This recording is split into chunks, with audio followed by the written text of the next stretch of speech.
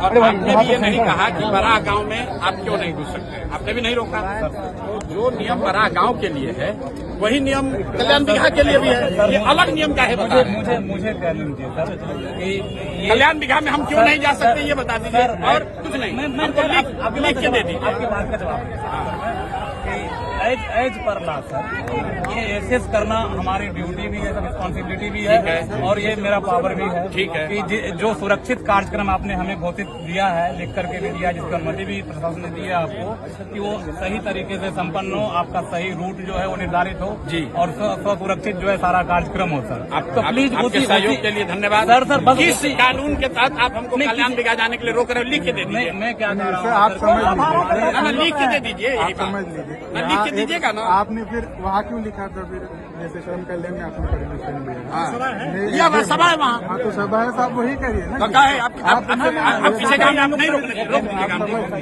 आप रोक दीजिएगा सर मेरी बात आप हमको रोक दीजिएगा। आप ही एसडीएम है, तो आप यहाँ हमको गाँव में हमको आने के लिए आपसे परमिशन लेना पड़ेगा। आपने कहा नहीं, आप एसडीएम हो तो आप परमिशन तो लॉ एंड ऑर्डर होगा तो आप कौन जिम्मेदार है?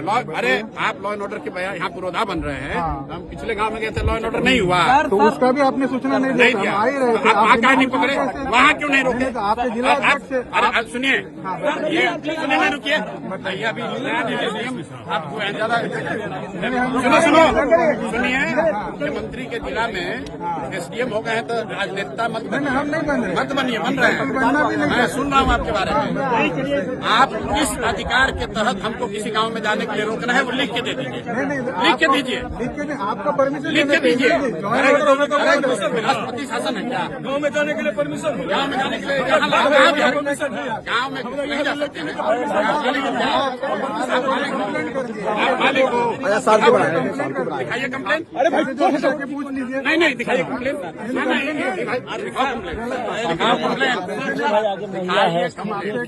बिल्कुल मैं आपसे बहुत इज्जत से बात कर रहा हूँ, दिखाइए कंप्लेन। नहीं, अगर किसी गाँव वाले ने, देखिए मैं इतने देर से रुकनान से बात कर रहा हूँ, ये सुनो, रुकिए, माइक हटो। अफसर होने का रुआब दिखाने का आदत आप लोग को लग गया है, समझे ना, और आपसे कम पढ़े लिखे और अफसर नहीं है हम रोज पूरा बिहार में घूम रहे हैं, आपसे पूछ कर नहीं घूमेंगे। अरे आप अभी आपको इतना नहीं पावर सरकार ने संविधान ने दिया, क्या आप रोक दीजिएगा?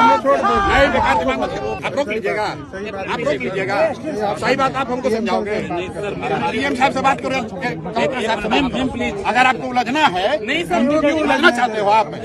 इससे बचाना आपका भी काम आपको दिक्कत ना हो जाए इसलिए। अरे हमारी दिक्कत है, चिंता मत करो, आप लिख के दे दीजिए, हम चले जाएंगे। तो जो मांग रहे हैं वही कीजिए ना, लिख के दीजिए, कहाँ चीज कर लिख रहे के हैं दीजिए, हम लोग लिख के दीजिए। तो कर रहे हैं, अकेले भी हम चल जाएंगे। नहीं कोई नहीं बात, पीछे हो जाइए, हम आप काम कर रहे हैं, हम छोड़ दें, कोई नहीं बात, आप दीजिए हमारे, आप बिहार के सर को दीजिए। लोगों को बुला के धमकी देते हो, धमकी दोगे? नहीं मतलब एसडीएम है, आप लोगों को बुला के पॉलिटिशियन बनना चाहते हैं भैया, आप लोगों को बुला के धमकी दे रहे हो।